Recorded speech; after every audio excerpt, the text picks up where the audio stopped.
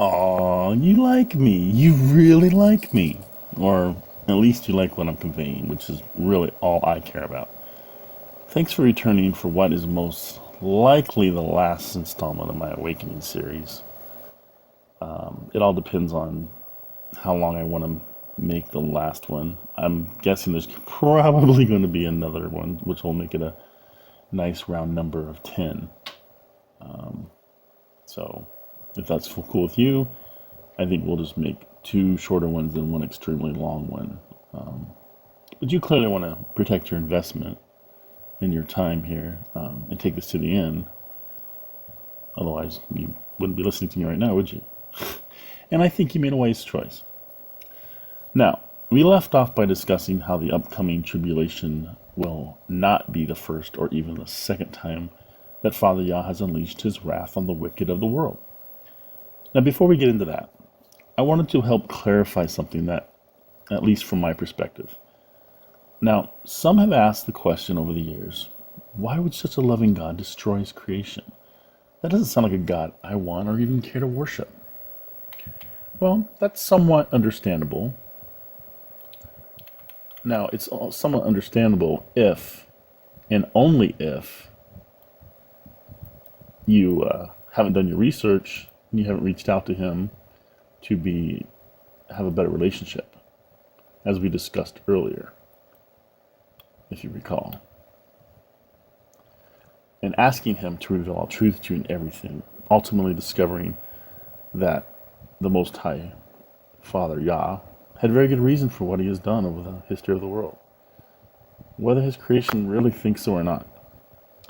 And I think most would agree that Father Yah didn't seem to be nearly as angry or disappointed or frustrated, what have you, in the New Testament writings as he did in the Old Testament.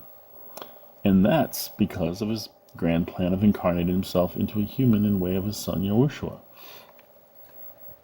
Remember, we had discussed back in, I believe, segment 2, that Yahushua, the last Adam, identified himself with his fallen bride, Babylon, and became sin for her, that she might become the righteous of Yah.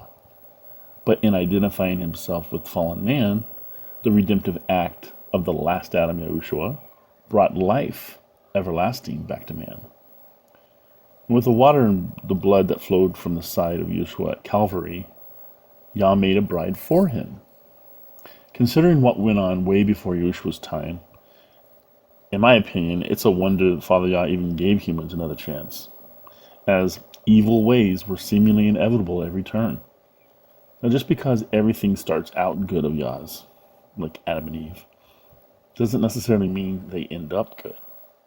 Without temptation, how would someone know that they were really good and were devoted to Yah? Hence why he keeps testing his creation over time. I know. Now, atheists would have a field day with that line of thinking, but we won't get into that right now. That could be an entirely separate series by itself. See if this helps shed some light on anything. Now, ever since I was a kid, I always pictured God as a being holding a big snow globe, which could act in a way of an Etch-a-Sketch, assuming you even know what that is. If not, for the sake of time, please research it, and I think it'll help explain it a little better to you, make more sense.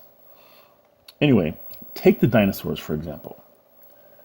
Now, considering my beliefs have changed since I was a child, by way of now believing that dinosaurs were of the evil one, and were never supposed to be here in the first place, thus, Yah took a snow globe, shook it, and poof, they were gone.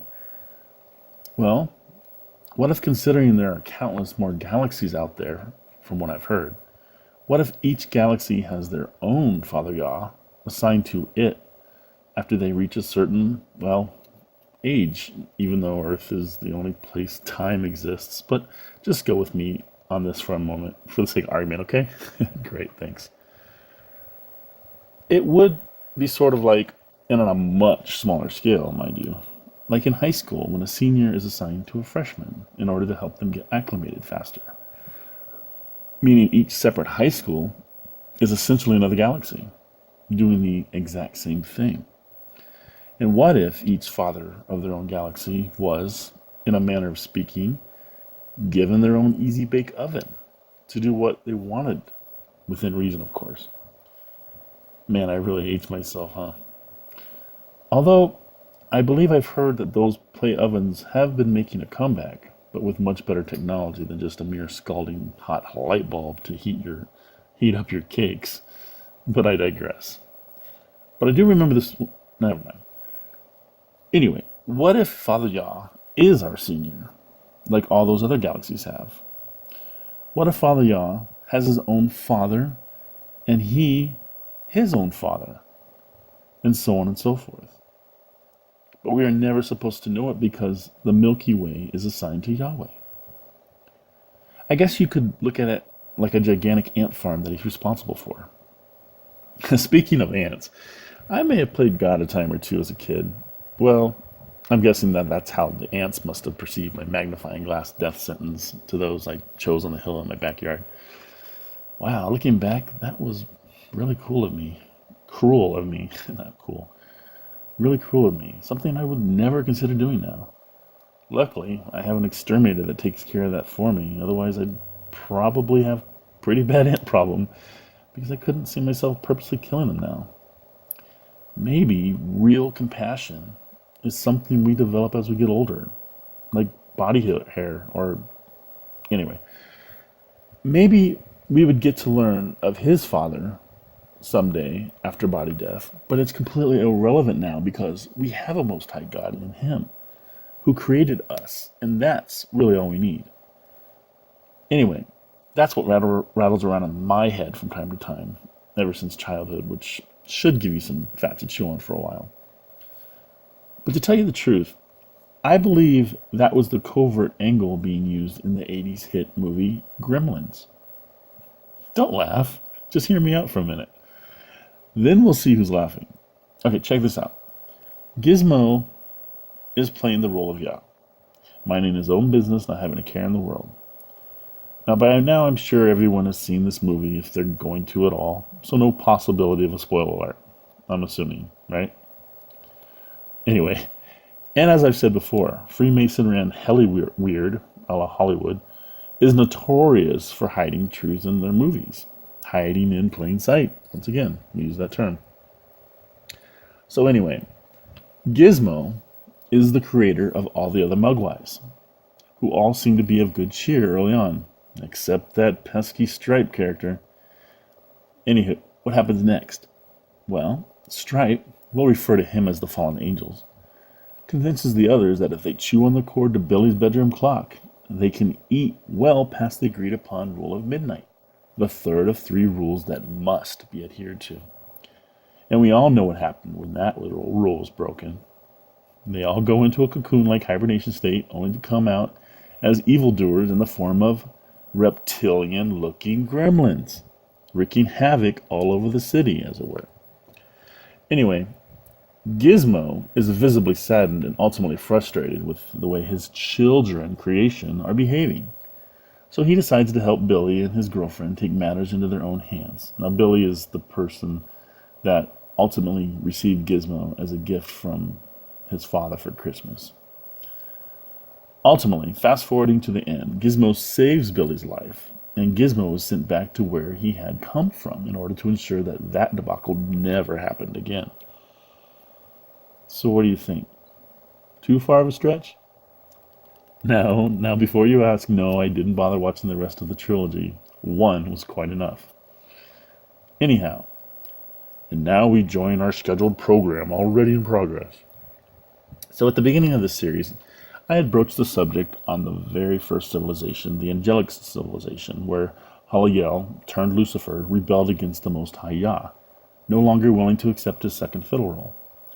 So that's probably the first time Yah unleashed his wrath on the wicked, when a third of his angels, a la sons of God, Yah, joined Lucifer in his crusade against him. But I could be wrong with that assumption.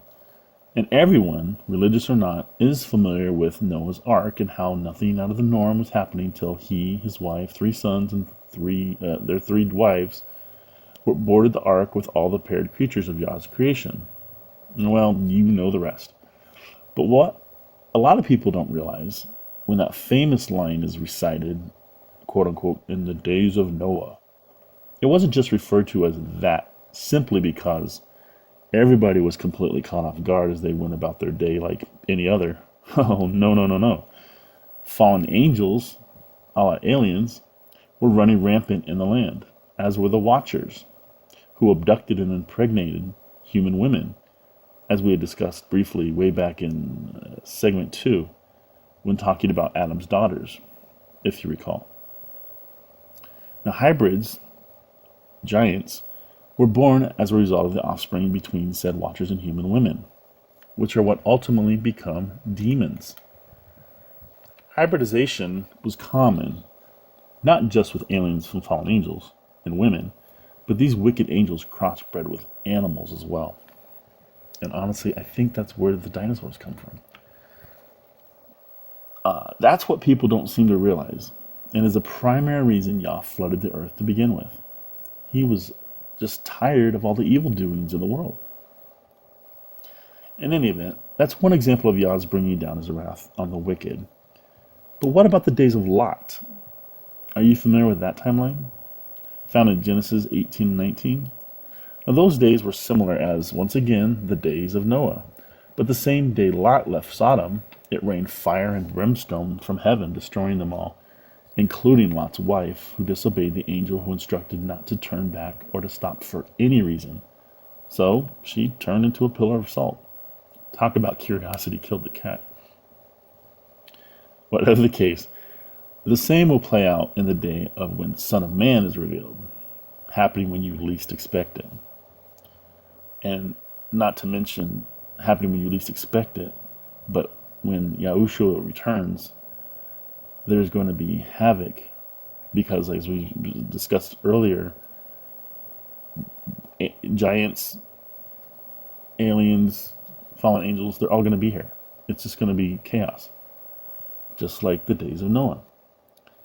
Okay, now incidentally, Lot's two daughters survived that whole debacle, but the same cannot be said concerning their fiancés, as they assumed Lot was joking, so they were destroyed like the rest of the people of the two cities, Sodom and Gomorrah. Now this meant that his daughters no longer had mates, which concerned them in terms of having babies to preserve their family line.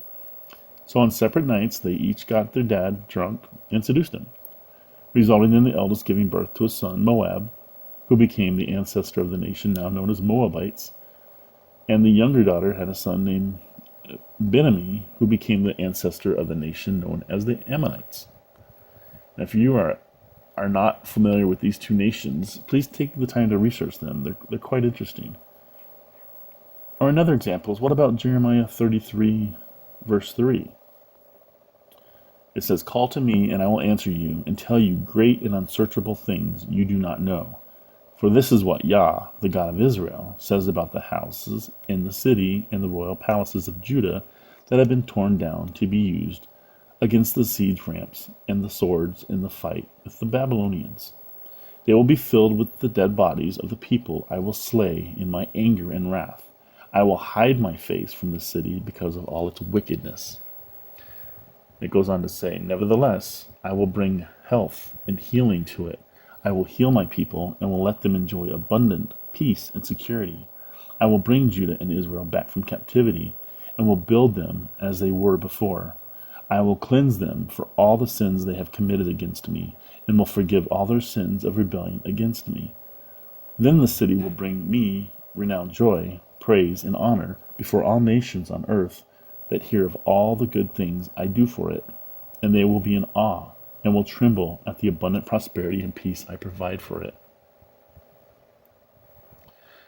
Now, getting back to the pole shift, I too believe what Sherry explained in that after the 7-day pole shift catastrophe, which I believe will begin by simply coinciding with Nibiru, which is known as Planet X or the Red Dragon, but if you go back far enough, it's the planet Rahab that Lucifer ultimately resided on primarily and was destroyed during the whole rebellion. But anyway, its gravitational pull approach on Earth will wreak real havoc, to say the least, as all the signs point to September 23rd, if you refer to Revelations 12, which at the time I'm conveying this right now, incidentally, is tomorrow.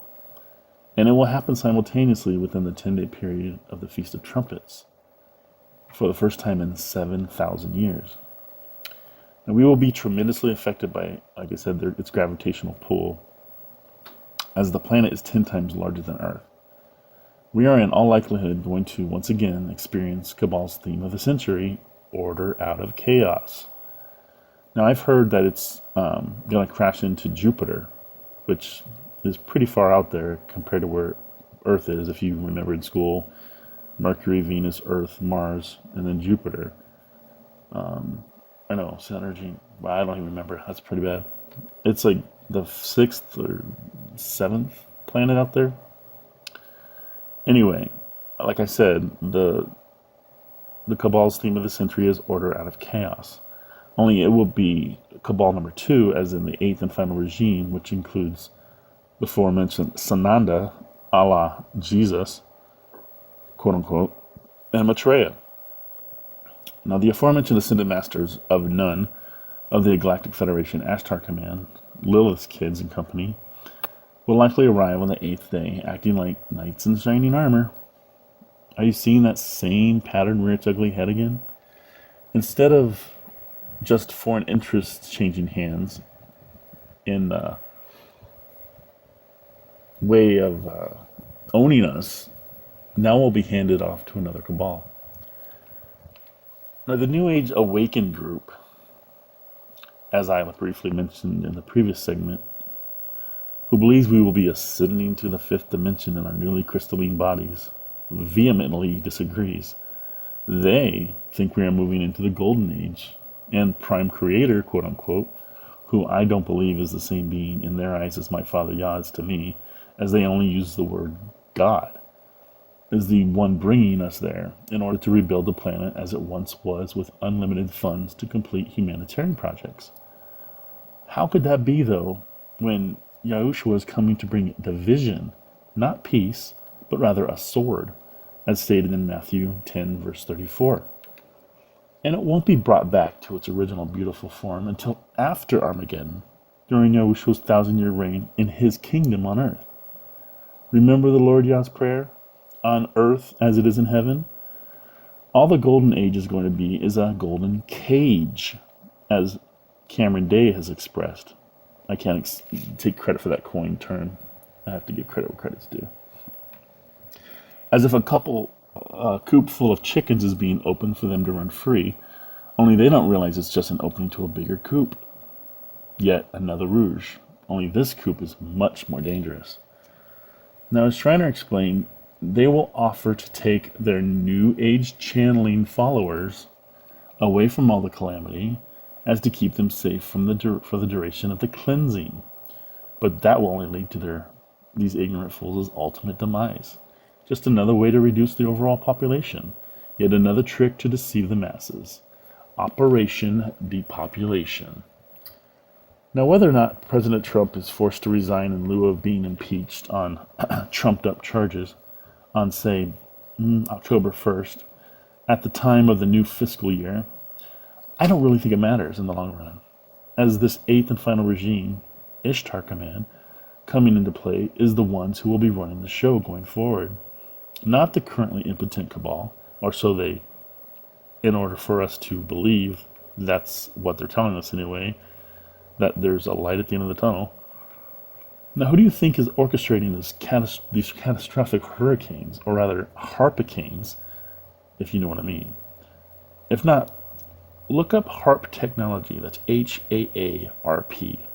HAARP technology, which I'll include a link in the description, entitled Nikola Tesla, Father of HAARP and Electromagnetic, quote-unquote, Climate Change.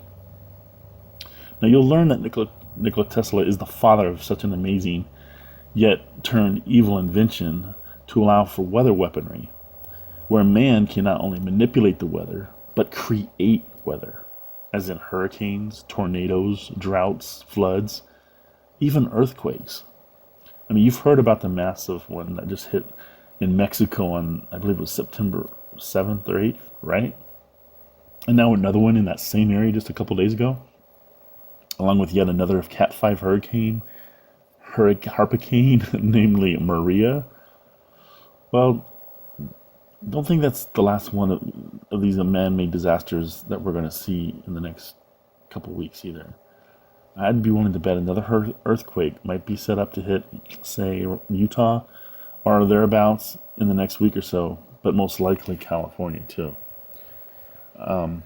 And someone made note of Jose hurricane before Maria being Joseph and Maria being Mary. Going back to biblical terms, Mary Joseph. That's kind of creepily ironic, if you ask me. But okay, and while we're on the subject of evil, you may have been wondering for some time if there is a difference between fallen angels and demons. Well, yes, there is. According to Schreiner's article entitled by the same name, most know demons as disembodied spirits and mistakenly put them in the same group as fallen angels. Angels, sons of gods, who rebelled against Yah and were kicked out of heaven, meaning the outer space, where they roamed freely, planetary travel, trading between, I mean, it was so much, the technology back then was, if you can believe it, way better than we have now. And who knows how long ago that was. But anyway, however, they're not the same. Demons are evil spirits, are the disembodied spirits of Nephilim, Rephaim, Anunnaki, or some people say Anunnaki, aka hybrids of the fallen angel mixed with the seed of men. Now, while fallen angels have their own bodies, they do not die in the traditional indoctrinated sense, as hybrids do, or can. Kind of like Lilith, because she was always in her 5D angelic form. So are fallen angels, because they never became actual humans.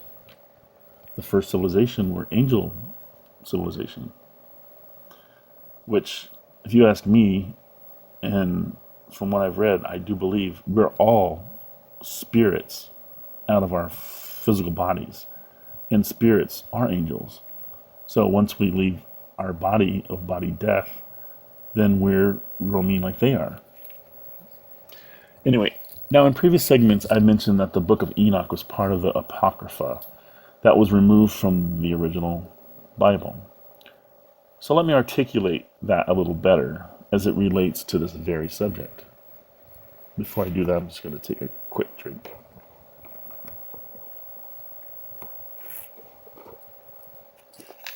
Oh, I love water. Okay, so why did the churches suppress the Book of Enoch, is the question.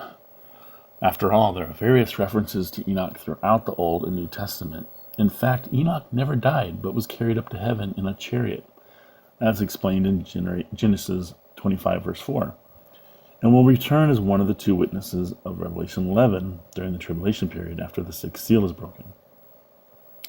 Now, as Schreiner explains in that same article just mentioned, Enoch discusses fallen angels and demons within his book. Now, I've included a link to said book here, like I did in segment 7, I think it was, for easy access. In Enoch 15, verse 8, it says, "Now the giants who have been born of the spirit and the flesh shall be called upon the earth evil spirits, and on the earth shall be their habitation. Evil spirits shall proceed from their flesh, because they were created from above. From the holy watchers was their beginning and primary foundation. Evil spirits shall they be upon earth, and the spirits of the wicked shall they be called. The habitation of the spirits of heaven shall be in heaven, but upon earth shall be the habitation of terrestrial spirits who are born on earth." And 15 verse 9, it goes on to say, "The spirits of the giants shall be like clouds, which shall oppress, corrupt, fall, contend, and bruise upon earth." And then verse 10, "They shall cause lamentation, no food shall they eat, and they shall be thirsty, they shall be concealed, and shall not rise up against the sons of men, and against women, for they come forth during the days of slaughter and destruction." I don't think I got enough water. 1 second.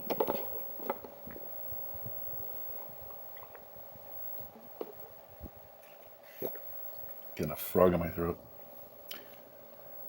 So, like I said before, the Book of Enoch being removed from the original canon Bible says it all. Why would they remove it if there were truth in it? Anything that was removed from the original Bible, including the Apocrypha, was done maliciously and replaced by other books of the Bible. And we discussed that earlier, being Pauline epistles to corrupt today's church. Anyway, now the Bible is full of accounts of Israel dealing with hybrids. Incidentally, there are those who believe that all the giant offspring and offspring of the fallen angels were destroyed during the flood. Well, that's simply not true. The Philistines were hybrids, giants, i.e. Goliath, as were most of the races that Joshua and Israel had to conquer once Israel was freed from Egypt. Now listen to this next bit very carefully, as it might come as a complete surprise to you. The giants were never extinct. They just went underground to return later, which would be now, during these last days, end times, as I'd mentioned in segment 7. Now, during the discussion of the tribulation period, when they will rear their ugly heads, you hear that? Underground. They've been under our feet the entire time. But they've also been able to perfect the DNA anomalies that cause giant seed. Ever hear of Bigfoot? Well, in my opinion, that's who was periodically spotted, Nephilim. Ever see the recently released movie BFG, which stands for Big Friendly Giant? I don't believe that was a mere coincidence that that was released now, of all time, to be released. Regardless, they can look perfectly human now, as well, without those giant features. Although there are some, like the Nordics, the European-looking blonde with blue eyes, who retain that giant feature, standing on average 7 to 8 feet tall. Can you say Dirk Nowitzki? Just kidding, Dirk. Anywho, I do believe that after the elect rapture happens, the breaking of the 6th seal and the 7th seal will commence sometime soon thereafter. Now, if you were paying close attention and really heard what I had just said, you have probably figured out something pretty surprising. So I'll repeat it one more time for those who may have possibly been caught off guard. I do believe the breaking of the 6th seal and the 7th seal will happen sometime shortly after the elect rapture occurs. Did you catch it that time? No? Well, that would have to mean that the first 5 seals have already been broken. Just not in the same time frame the Bible had indicated, as Sherry explains in her previously mentioned prophecy article. From Scripture, we know that all 4 horsemen of the apocalypse have arrived, or are already operating by the time the tribulation period begins. They are described as white, red, black, and pale olive green, horses with riders, a la leaders, on them. This symbolically represents leaders on the earth who fulfill specific tasks. Everyone seems to have their own interpretation of who these leaders are, and Shriners certainly isn't an exception to that. However, her interpretation does not align with the majority's because she bases her knowledge on things the Most High has revealed to her, or in terms of things she has seen in the Bible codes, being an interpreter and analyst of them. Again, whether you want to believe this or not, or anything I've conveyed, or about to say, that's totally up to you. It's free will. So, in Revelation 6, verses 1 and 2, it states, the white horse leader, appearing as the first seal is broken, is ultimately Yahushua himself. But as his appointed and qualified by bloodline leader on earth, Shriner says she has taken the reins as the rider on earth to bring war against the wicked, being Yah's mouthpiece for the end times. The rider of the white horse has a bow without arrows, meaning the rider has an unconventional weapon that he or she uses on earth. Now, Shriner's Orgone war against the wicked has brought them to their knees. She explains that they're crashing their UFOs, destroying their starships above us, and their underground bases inside Earth. Now, to find out about that and how to join, check out her site that I've included in the description for the OrgoneBlasters.com. Furthermore, in verses 3 and 4, in correlation to breaking the second seal, what she believes is that the leader of the Red Horse was, or is still, George W. Bush, and his job was to take peace from the earth, which he did with his war of terror on the planet. And he was appointed and qualified through his serpent seed bloodline to be this leader. His fictitious weapons of mass destruction war against terrorism actually brought terror instead. And it's a constant war that will never end. He knew what he was doing. He just deceived a lot of people to get it done. He knew all about 9/11. His dad moved into the White House a few days earlier to orchestrate it, while his brother Marvin, who, conveniently enough, had headed the security at the World Trade Centers as early as a year prior, in all likelihood had access to very sensitive information that may have been used for nefarious purposes. But that's just me speculating, of course. I'm sure the Bush family member wouldn't take advantage of their position for evil. Whatever the case, this would indicate that the first two seals were broken around the time of the new millennia, which is when George W. Bush took office and Sherry's awakening started. Not to mention that it's also the time of 9/11. Anyhow, in chapters 5 and 6 of Revelation, the black horse, which is the third seal, is Maitreya and or Saint Germain. And as the writer, he brings famine to the earth and superinflation, destroying the world's economies. Now, Saint Germain is a fallen angel, make no mistake about it. He works behind the scenes with world governments, directing global policy in the United Nations. Do you hear that? The United Nations. Now, you know of this recent gathering they had with Trump's speech. Well, the United Nations is the epitome of the New World Order. Make no mistake about it. They are not there for us. Again, Saint Germain is spearheading the Nasera Gesera Rouge. Now, the pale green horse rider associated to the fourth seal is the leader that arrives and brings the forces of hell with him, literally bringing hell on earth when he arrives. And the aforementioned locust army described in the first part of Revelation chapter 9 is aligned with him, as he is also known as Abaddon or Apollyon. He is the king of the abyss. From what she has always seen in the Bible codes, Schreiner says this leader's name is Sananda. That name should be ringing a very loud bell by now, considering how many times I've already mentioned it. He'll complain, quote unquote, Jesus of the Bible, but he is Allah and will promote Islam. One of his main agendas, working behind the scenes, and when he arrives on Earth publicly, is to chip implant people, which is the mark of the beast. Remember earlier on in segment 3 we discussed that we are his temple, and the actual abomination of desolation would be Satan putting his name, number, image in Yahweh's temple, our bodies. Anyway, right now they have accomplished this via vaccinations and flu shots. He's very actively involved with this behind the scenes as we speak. Now please listen closely. The last days' deceptions aren't coming. They're upon us now. Never let them put a needle in your arm for anything.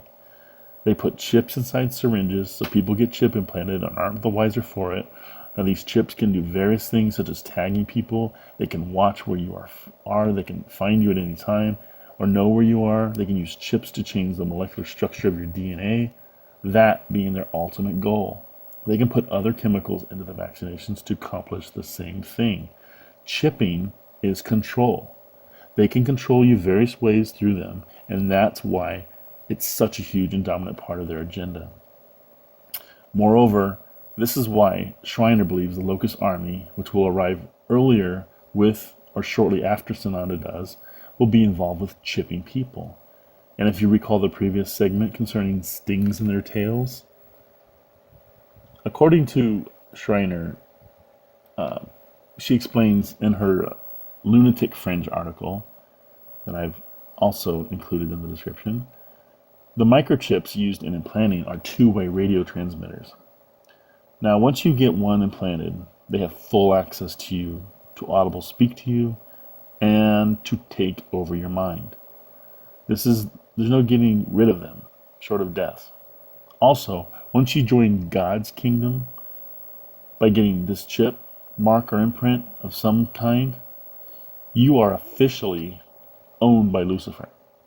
So he can effectively do what he wants to you, as states in Revelations 13, verses 16 through 18. One of his minions, the aliens or even a demon, can overtake and possess your body. Don't ever get a chip implant or any marking or imprint on or in your right hand or forehead. This will seal your destiny to torment and hell for eternity, whether you are alive or dead. Now, before I continue, please know this. In Sherry's words, the Most High Yah does not need to implant you with a chip for technological reasons for you to join his kingdom. The one coming claiming he's God and being worshipped as one, however, is not the real Most High. But he gets to act like he is for 42 months, while his false prophet plunges the world into a new peace and prosperity economic program. I'm sure it will be done under the auspices of setting up God's kingdom on earth. Now, do you recall what I said regarding the New Age awakened being convinced that God was going to provide us with an abundance of wealth so the chosen ones can replenish the entire world through humanitarian projects? Now, doesn't that sound a lot like setting up God's earthly kingdom? Nonetheless, the religious jargon used to describe who he is and everything he does, while he quotes scripture doing it, will fool many. Almost the entire world is forced to participate in the charade, and it will look like it's voluntary. He will have many followers, all praising how great he is. He'll become a legend in his own mind as he uses the media of the world that he already owns to promote his own perceived highness and greatness. Even the religious leaders of the day will jump on the bandwagon promoting his perceived greatness. Do not be deceived. The Most High God Yah does not need a UFO and spaceships to help announce his arrival.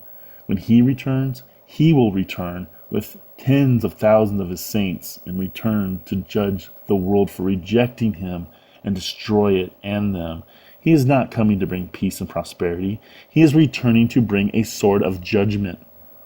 Now his wrath will be on those who accepted the false gods as the real God. His wrath will be on those who accepted the chip implant, mark, and our tattoo to join the peace and prosperity kingdom, such as what Nasera promises, again, New Age awakened beliefs. His wrath is on those who chose to follow Lucifer, the false god, and are stupid enough to fall for the lies and deception that are coming.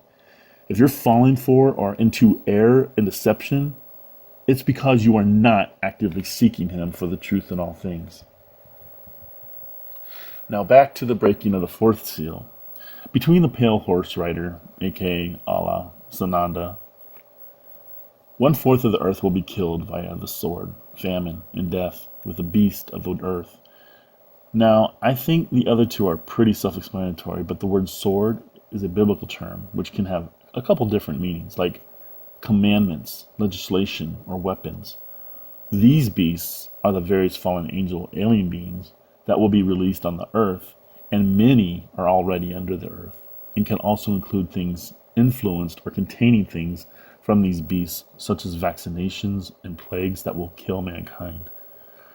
In the previously discussed Revelation 9, it tells us this locust army that comes with him will torment mankind for 5 months, if you recall. Sherry also says that the orgone with which we have saturated the world will kill off the locust army, but the writer himself will remain. In fact, according to Schreiner, she says, they will all have a hard time trying to live on Earth as we have saturated it with orgone, and it will kill millions of them and already has. Let me get a drink before I continue. I don't want to get hoarse in the middle.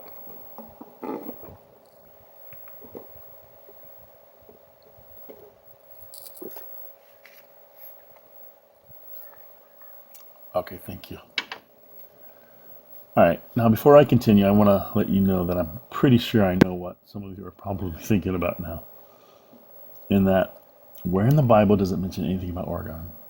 All we need is to be a believer in the love of Yah, now that Christ died for our sins, right? He'll protect us. Well, aside from what we've already discussed regarding why do bad things happen to good people, ask yourself this. If that's all you need, and I believe I raised this question in a previous segment, but if that's all you need to have eternal life, how do you ever really form a strong relationship with Yahweh? All you have to do is recite a 30-second salvation prayer, and you're golden, right? Again, that's Paul's false teachings, and that's what the churches are hoping you adhere to, so as to not change your ways, as in steadfastly believing that you cannot outsin Yah's grace. Because you can. Trust me. For all I know, Orgone was mentioned in the earlier Bibles, but still, consider David and his slingshot taking down a giant in the form of Goliath, or how crazy people thought Noah was, for building an enormous boat. To each his own. Believe it or not, all we can do is put it out there. And on the subject of the church, please know that churches are tax exempt. It's called 501c3. They do not have to pay taxes. If you're ever wondering why Joel Osteen or Kenneth Copeland or Benny Hinn, all these people are multimillionaires, think about that. Tax-free money, and they somehow fill auditoriums, cathedrals, coliseums. That many people are following these false prophets. 501c3, you don't have to pay taxes. And all churches are under that umbrella. All churches. Which means there's a reason that they agree to that. Why would you agree to be tax-free if you're not getting something in return? Well, what they're giving in return is hiding the truth and specifically not teaching specific parts of the Bible ever. And basically, they are playing the rouge and pulling the wool over our eyes. That's why in Revelation it says, leave the church. Depart from her.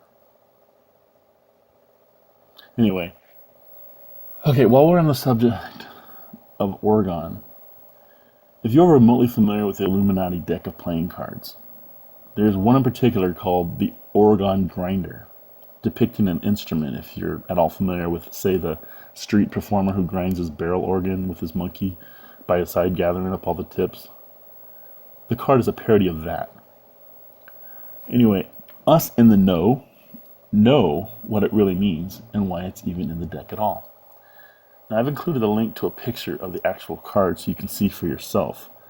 But if Illuminati playing cards rings a bell with you, they don't predict future events. They depict future events. And countless events shown on cards since the production of the series was stopped in the late 90s have come to fruition. Again, not because they're psychics, but because they cause them. The game they've created is seemingly nothing more than just that, a game. That is, until people started noticing that the card's illustrations essentially started coming true, where life imitates art, not by happenstance though, by design. Now this particular card is number 317 of the series, of I believe 400 total cards over the distribution years. Apparently falls under the category of unique gadget, as that's how it's explained on the card. Now, I couldn't describe Orgone any better than that, a unique gadget. If you recall what we've just discussed, in that the rider of the white horse has a unique weapon, well, if you were accustomed to the versatility of Orgone, you would know that it can be used in any number of ways, including the water to be shot out of a water soaker gun.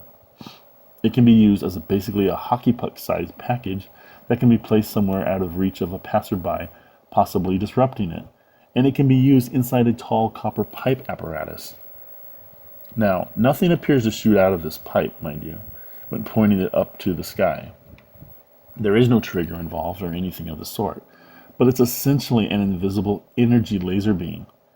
Now, can you think of anything that would be closer to the description in Revelation 6, verse 2? The rider of the white horse has a bow and a crown, but doesn't mention anything about arrows to be used? Okay, the card has the following caption on it. It reads, "It increases its owner's charisma to almost imaginable proportions. Link this resource to any personality you control. That personality now becomes all things to all people, with power increased to 6 and resistance to 10. However, the personality now has no alignments or attributes and may not be given any. This takes precedence over any other card that would normally add an alignment or attribute." Now, I'm not familiar with the game, and I'm not sure what increased powers and resistance is. I mean, it sounds like, I don't know, Dungeons and Dragons or something like that. Or this day and age's World of Warcraft. But personally, I feel the Illuminati made a monumental mistake by including that card in the series, as it only gives that much more credibility to what people don't believe to be real, because, again, there's no mention of it in the Bible. Well, at least the version of the Bible we've grown accustomed to. And sadly, that's what most Christians rely on. Or at least on what their minister spews out on any given Sunday. Don't mistake what I'm saying, as Sherry states. We don't worship Orgone. Orgone is a safe defense weapon. Yah never sent Israel to war without a plan or a weapon to use, whether it be sword or horn, a la Jericho. His ways are not always man's ways. Again, David killed Goliath with a stone. I'm sure when someone invented a slingshot, his peers probably laughed at him. Anyhow, she goes on to say, we're killing the giants in our day with Orgone blasters that look like hockey pucks. It's what he has led us to use to defend ourselves against the ever-increasing tech weapons and alien demonic attacks against us, and their growing visible presence all over the world in our skies. There are people who call it witchcraft, or claim it is evil, but there's nothing about either of that pertains to Orgone. She asked Father Yahweh for a way to protect ourselves from attacks, and this is what he led her to. When you're a threat to Satan, you get attacked. And some of us, as she says, are attacked constantly. The ones complaining about her and Orgone simply aren't a threat to Satan. So they don't understand the level of warfare they're facing daily. Or are one of them trying to discredit so people won't make Orgone because it's destroying them and their new world order. Now, I've included a couple more links to get better acquainted with Orgone. One is entitled Sherry Shriner-Orgone. One she explains why do we need Orgone, and another entitled Wilhelm Reich, Orgone, the Natural Healer. But just know, Orgone is a crystal-based defense weapon using piezoelectric energy that produces an ancient energy, we know as ether energy. Now, ether energy is a positive life and healing energy. It is also known in some forms as chi energy, and the Bible codes describe it as Yah's breath. According to Shriner's decoding, it is described as Yah's breath. I get chills every time I hear that. Anyway, it is seen as a blue aura around the earth. And if you could see the actual aura around the actual piece of technology, it would illuminate like a white blue. Now, we have found that with Orgone, we can repel negative and evil energies and evil beings, aliens, fallen angels, and demons, hybrid offsprings of watchers, and human women. Don't like being around it. Now, humans who are possessed by aliens and demons don't like being around it either, as it burns them, I'm getting asphyxiated right now. Asphyxiates them, and some even break out in rashes and boils being around it. And it doesn't affect normal humans. For normal humans, it's a healing life energy, the same energy that surrounds our planet, from which all life thrives and grows in its presence. Now, if you're asking yourself, who is this Wilhelm Reich fellow? I'll give you some brief information on him. Born in 1897, the German-American doctor Wilhelm Reich, who authored Ether, God and the Devil, and Space Contact, along with many other works that the government burned and suppressed, died in prison of what we're told was a heart failure in 1957. And he was allegedly jailed for rediscovering ether orgone energy, positive, which is POE, and dead orgone energy, which is DOE. And that's probably what started the government's attack against him, and that he was getting too close to the DOE agenda, the dead orgone energy, and how they are able to fly supernatural UFO crafts. Now, Reich knew that orgone energy, being an ancient energy understood in times past, but conveniently buried and forgotten over time, was capable of many things. That it was a living energy that can heal, cleanse, and destroy wicked, negative energy. Moreover, he learned how to use this same energy to destroy wicked aliens and their UFOs.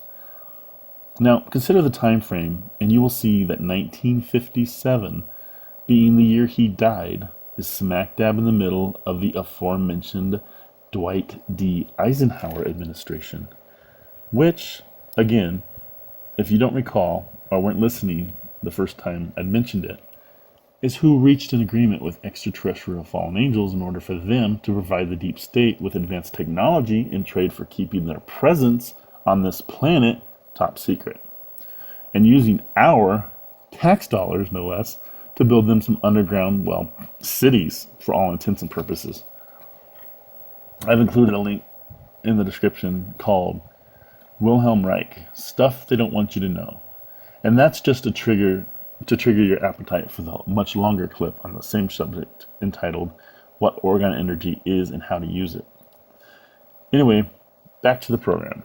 The timing, incidentally, has been impeccable as well. Now, if you stop to think about it, George W. Bush started his war of terror as soon as he became president in way of, once again, the false flag 9/11, which had nothing to do with Muslims, as they would like for us to believe, and the masses have via, what else, mind programming through the television. Remember who I said his grandpa was? Prescott Bush, who was Hitler's right arm and helped fund his war. Oh, and if I hadn't mentioned it before, America did not win World War II, as we're led to believe, again, brainwashing. The Nazis actually did, by way of escaping to Antarctica, including Hitler, and working with fallen angels and their advanced technology, and then ultimately infiltrating America in a covert manner by, once again, hiding in plain sight.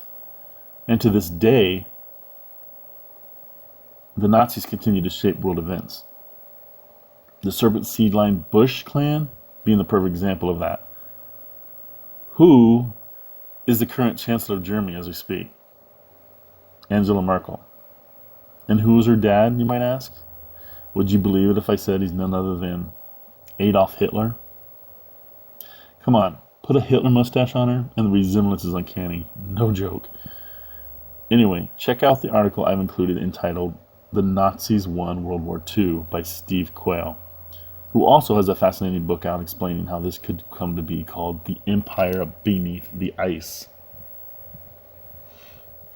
Anyway, as I mentioned earlier, the Cabal, deep state, concocts any narrative that they think will grab the public's attention in way of emotion as a whole to back them into going to war, or at least extended military engagement like 9/11 effectively giving them our blessing, or even us demanding we retaliate in some cases like 9/11.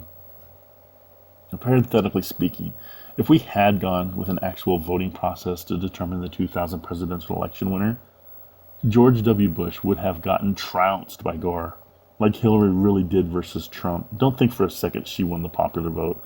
She got a fraction of the votes that she was credited with. Trust me.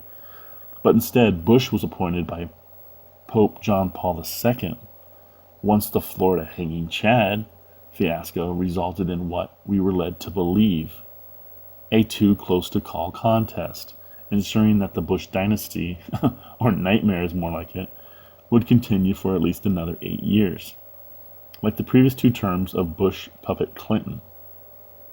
Therefore, Gore was instead, and I've heard multiple sources say the same thing, Gore was appointed the duty of spearheading the bogus George Soros global climate rouge for his troubles, making millions in the process. Nice consolation prize for accepting a fixed defeat, huh? But I'm getting off topic. At any rate, Schrader had already begun a ministry on Earth by the time she was led to start the Orgone War, shortly after Bush Jr., or W. Bush, rather, had come to power. Not a coincidence by any means. Consequently, the rider of the white and red horses battled it out. And now we are just waiting for the public arrival of the other two leaders, i.e. horsemen. Additionally, the Bible codes also confirm to Schreiner that George W. Bush is a horseman. His legacy is carrying on. It also confirms that Sherry herself is a horseman.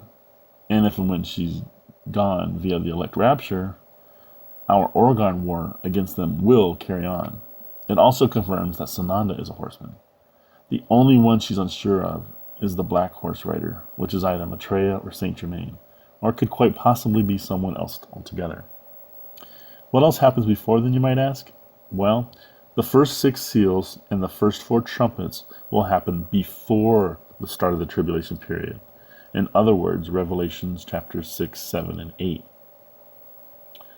Now this includes the 4 horsemen of the apocalypse, the great earthquake of the 6th seal, which could very well happen during, well, it may be starting already with everything that's going on in, say, Mexico City and what's still about to happen, especially with tomorrow being September 23rd. The sealing of the 144,000 on earth, the arrival of the 2 witnesses, possibly, most likely being Elijah and Enoch, and Revelations chapter 8, which begins the first 4 trumpets, judgments, which details an asteroid and comet hitting the earth, which is called wormwood. In any event, let's recap for a minute if you don't mind. So the hidden serpent sea lion was completely obliterated from the Bible in order to ensure that the biggest secret of all time could result in the biggest rouge of all time for thousands of years, by not allowing society as a whole to realize that we cannot just naively presume everyone has a good heart by nature, simply because we so badly want to believe every living being is of Yah.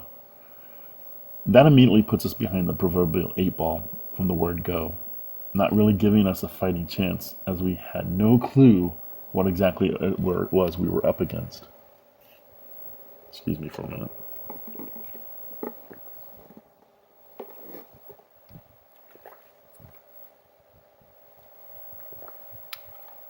It's along the lines of, say, troubleshooting an IT issue involving a computer, albeit on a much larger scale. If you immediately dismiss certain aspects that could lead you to an expeditious remedy simply because you assume it's already not only been considered but attempted without success, thus eliminated from the list of possibilities altogether, then you, my friend, are going to be trying to fix it for a lot longer than it ever should have taken in the first place. And ultimately, you will undoubtedly have to start from scratch, trying every possible scenario, because you're at a complete loss, which will inevitably lead you to your oversight mistake from the get-go. Trust me, I know. I've been in the IT industry for 20 years. Anyway, had we been made aware of that on a level playing field, avoiding getting stuck behind the 8 ball, well, I think it's safe to say that we would have been a lot more leery of all the things going on around us, and evil around the entire world would have made a lot more sense at the time. Their secret was seemingly so outlandish that they not only hoped most people wouldn't believe it, but, and going back to my IT analogy, they knew most wouldn't even give it the consideration it deserved. Hence, if you ask me, it's the reason why there are so many more asleep than awake at this moment in time. And at any moment in time, for that matter. It all stems from the Garden of Eden. Not only was that secret removed, but the Cabal completely infiltrated the Bible. Not to mention the churches via the false apostle, satanic Saul Paul, merging Mithraism, and like I said, 501c3, they're going to keep that secret if they don't have to pay taxes. Now we have Christianity taking over Mithra, copying and assimilating the pagan aspect of Mithraism. The 7 Mithraic sacraments were adopted and retained in Catholicism to this day, and Christmas a la Saturnalia, and Easter a la Ishtar. Mithraic holidays were also deceptively brought in.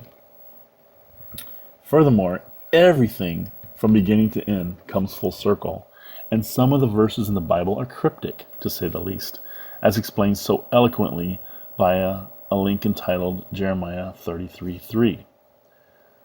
Now take Genesis 49, verses 1 and 2, for example.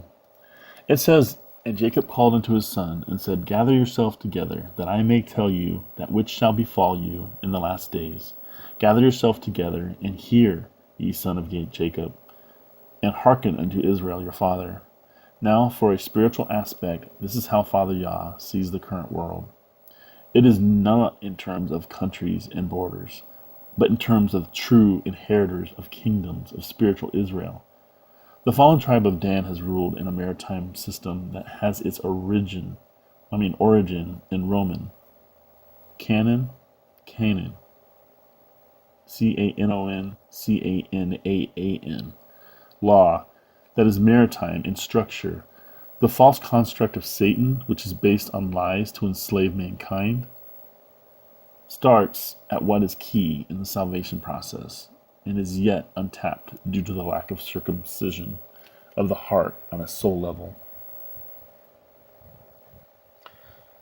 It starts with the Book of Life name. There are two key elements that yet await Christians in the total redemption and ascension process. The other is a baptism by holy fire that was promised by John the Baptist in Matthew 3, verse 11. Now, the coming baptism by fire is in the separation of wheat from weeds and the burning away of the chaff.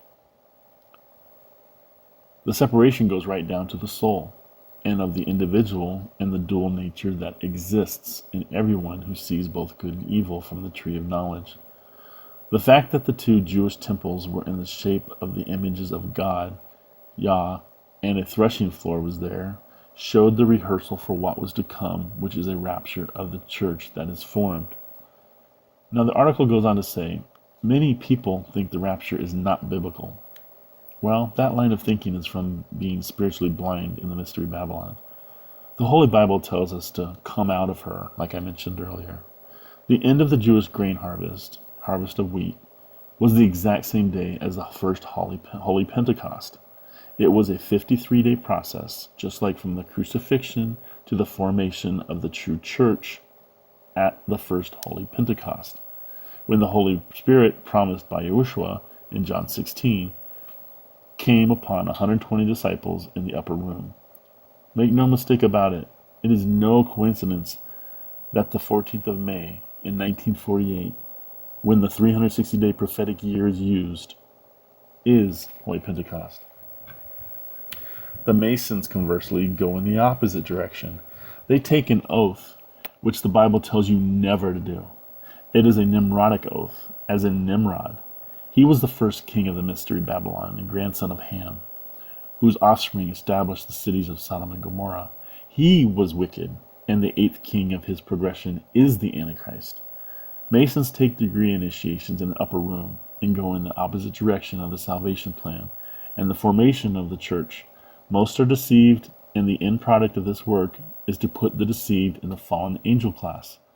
The 33rd degree is named such to indicate that they are in the fallen third.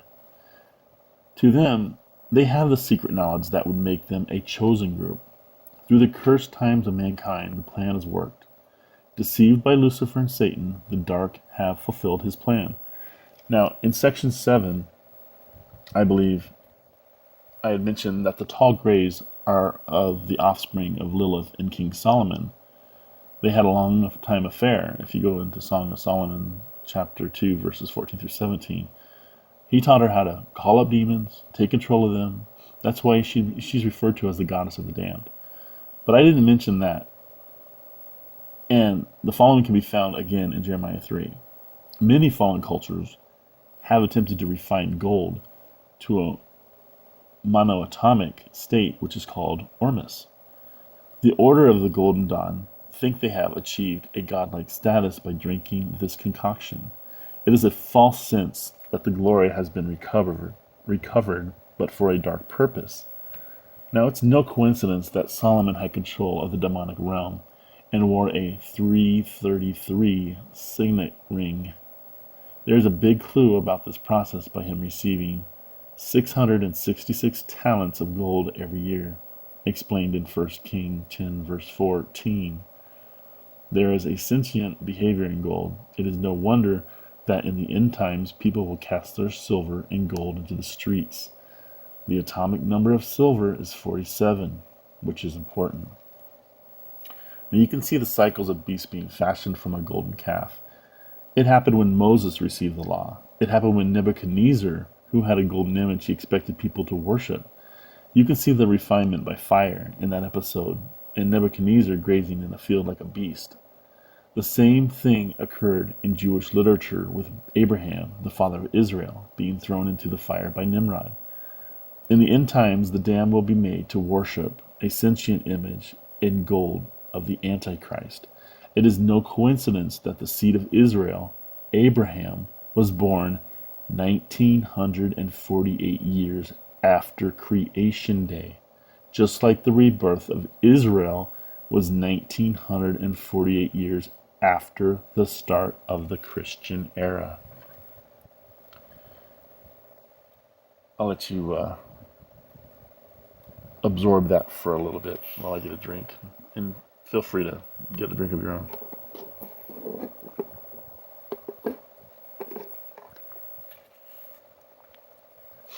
Okay, and if you'd like me to repeat that, I'll be more than happy to.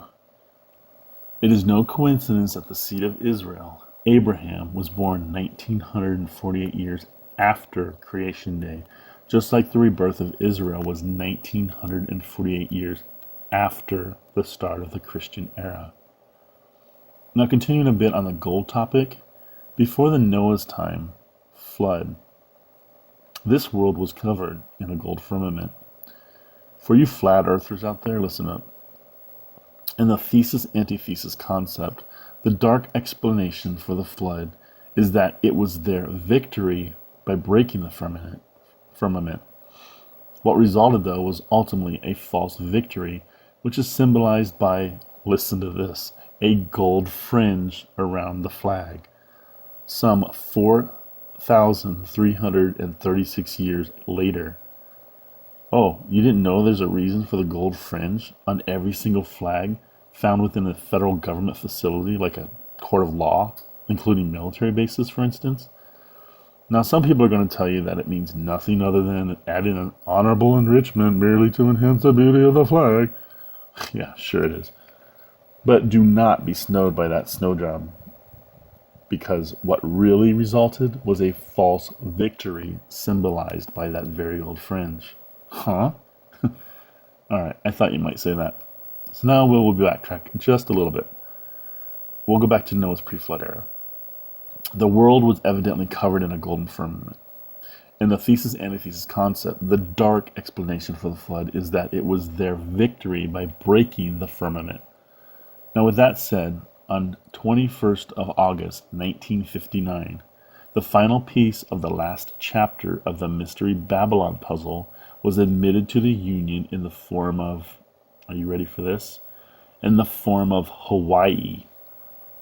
That same day, by executive order 10834, that's 10834, Dwight David Eisenhower, there's that name again, had gold fringe put around the flag. The whole dark ritualistic point of the gold fringe was to seal the U.S. and maritime law, now that they had their 50th and final state signed, sealed, and delivered.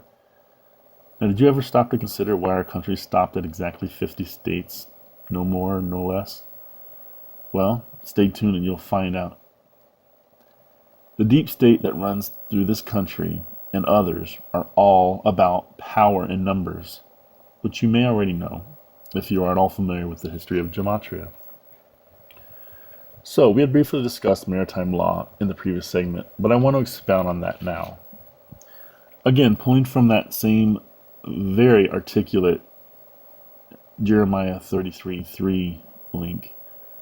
And again, believe what you will or don't, but the concept of maritime law is that anything not of the fallen third an awakened mind, and that mind being of the serpent variety, is to see, S-E-A. And by coming into port, they are subject to such law ruled by the tribe of Dan. Despite what we've always been told concerning the backstory to the flag, the 50 stars and the 13 red and white stripes are ritual and show the 50 days from resurrection to formation of the church at Holy Pentecost, sealed by the false victory. The last piece is Hawaii, and true to form of what Christ said in bearing fruit, the naming of Hawaii is no different. Late Latin from Hebrew, Semitic, Hawa, H-A-W-W-A-H, literally translates to Eve, a living being, a source of life. Okay, it translates to Eve, if you missed what I said. And the two eyes at the end of Hawaii represents the duplicity in man's nature for both good and evil. The mocking of Christ hanging on the cross for 3 hours and a shipwrecked cast on a 3-hour tour out of the island of Hawaii, if you know what I mean, stand as testaments. What is interesting about the Hawaiian flag, though, is that it is the only flag of the United States that has retained a Union Jack canton, which is a square charge emblem or device placed in the upper dexter corner, which means to the right from the viewpoint of the bearer of the shield. Technically, this could be considered illegal because said canton bears the mark of a foreign country, United Kingdom. The author thinks the Union Jack canton is retained by design. The flag is prophetic and is a nickname for the unification of Jacob, which would be the restoration of the kingdom to the rightful 12. The cross breaking the X of Nimrod is prophetic. It is the complete victory over evil. Even the current name of England and its possessions tell a story as a united kingdom, which is what will occur at the 7th trumpet. Now, even after saying all that about the flag of Hawaii, stating that it's basically victory good over evil, ultimately the flag of the country is what is sealed, and that's what they're using as a mockery to, like I said before, and if you want me to repeat it, I will. They're sealing the 50 days from resurrection to formation of the church at Holy Pentecost. Pentecost. Basically, it's like putting something in a jar and it can't get out. That's how evil they are. Now ask yourself this. How different would it have played out over the years had Lucifer played it on the up and up, just by merely not even deceiving the world? I'm not even talking about his and his creation's evil ways being stopped. I'm just talking about us being allowed to know the entire time of his unbelievable evil wickedness. I can only imagine how many more people would have turned to the Most High Yah instead of their ministers, but we will never know, will we? Again, I cannot repeat this enough. The devil's best trick he ever pulled off was convincing the masses he didn't exist, all the while hiding in plain sight. Anyway, back to where we'd left off. Now, Christian bishop of Rome preempted even the Mithraic high priest's title of pater, patrum, which became papa, or better known as pope. Along with St. Paul, as again Catholics refer to him, another apostle, albeit real apostle, that the Catholic Church loves is St. Peter, or better known as Apostle Simon Peter. Now, the Catholic Church, the original Christian Church, mind you, from which the other 6 Christian sects have evolved, which really helps explain a lot when you consider just what it is that Catholic Church is all about, and the other fall in line for the most part, carrying on with the Rouge. Again, 501c3, tax exempt. Anyway, the Catholic Church had the audacity to say that Peter was the first ever pope. Why? Well, I'm glad you asked. Now, if you read Matthew 16, verses 17 through 19, Yahushua, just before he sternly warns his 12 disciples, or apostles rather, not to tell anyone that he is the Messiah, explains to Simon the following. You are blessed, Simon, son of John, because my Father in heaven has revealed this to you. You did not learn this from any human being. Now I say to you that you are Peter, which means rock, and upon this rock I will build my church, and all the powers of hell will not conquer it. And I will give you the keys of the kingdom of heaven. Whatever you forbid on earth will be forbidden in heaven, and whatever you permit on earth will be permitted in heaven. Well, the Catholic Church decided to run with that as far as it would take them, in order for people to think that theirs is the only true religion in the eyes of quote-unquote Jesus Christ. So why not make Peter Saint Peter and tell everyone he was the first pope? That way, they would have to buy into the presumed to be fact that not only is the Catholic Church the one and only holy and true Church of Christ, but he had given him the keys to the kingdom of heaven to boot. So naturally, they can do no wrong, especially when considering Yahushua's last thought within that scripture, because the keys to the kingdom of heaven is considered what else? A symbol of papal authority. Yet, just another malicious ruse to throw Yah's people off the beaten, less traveled path, effectively bumping them onto the more common path traveled. Now, those of us in the know what heinous acts take place in the Satanic Vatican, especially the basement. So that alone blows their claim to Peter out of the water, at least to our minority community. Now we just have to work on making the majority convinced of that. So, here I am. So which is it? You either don't believe me and that Peter isn't known as the first ever pope, or is it you don't believe my saying he wasn't when he really was? Well, ask yourself this simple question. Why would Peter ever call himself pope when pope means father? And to hear the answer to that very prudent question, you will just have to stay tuned and listen to part 10, the absolute final segment of my Awaken series. For real this time, I promise. Otherwise, I hope you enjoyed the ride. God bless.